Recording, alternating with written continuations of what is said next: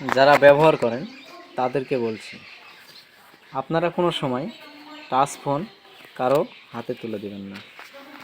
অনুরোধ সবার কাছেই। কারণ টাচ ফোন একজনের হাতে তুলে দিলে সে আপনার সব কিছু অ্যাড্রেস পায়। প্রথমত আপনার জিমেল যদি আমি একটা বারের জন্য পেয়ে যাই, তাহলে আপনার ভবিষ্যতে বড় কোনো ক্ষতি করতে পারে।